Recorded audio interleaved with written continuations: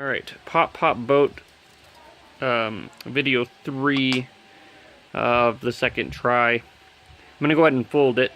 We'll see what happens. Obviously, in my design, which your design can be however, mine has a crease down the center, so we'll see if it'll do that or not. So I'll go ahead and try and bend that. I'm basically just going to look for the creases that I know are there, and then bend it on those creases. Now, keep in mind, I made this on paper first, so I know where all the creases are and I know how it should work. I'll be back with you. Alright, so here's my paper boat, so that I can kind of get an idea. And as you can see, you might be able to tell, it's kind of still wet from being in the water. This will give us an idea of whether or not we can get it just right. I found that when I bent this little part in here that it became more buoyant. It could sit on the water better. So here's the boat so far. It did bend in on the bottom. So now I'm going to take my design, I'm going to go, which I had to make smaller a little bit, see that? So it could fit whatever can I was doing.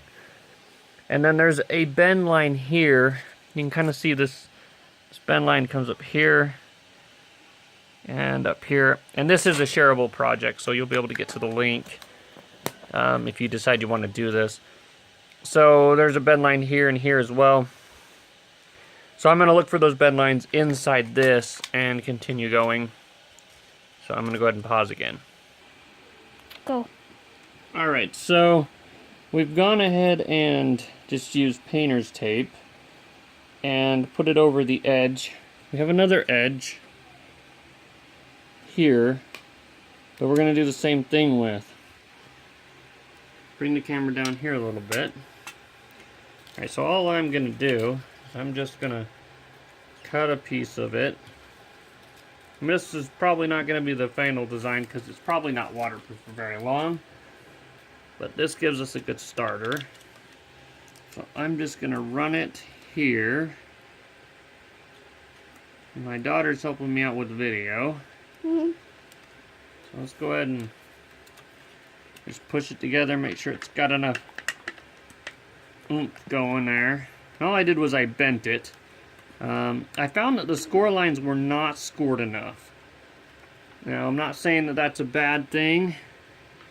But, I mean, how are we supposed to know how we're going to be doing aluminum foil or aluminum of any type before we actually try cutting it once? So we didn't know.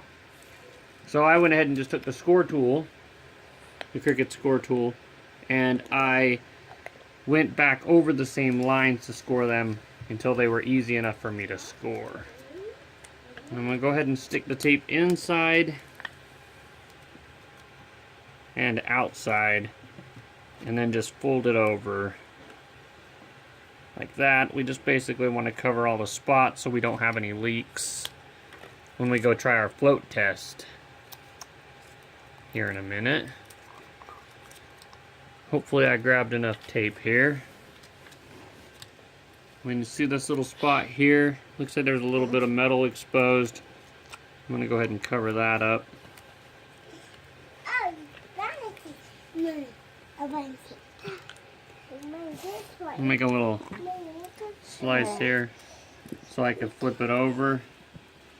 And our next video will be testing if it'll float. And I'm going to go ahead and stop the video now.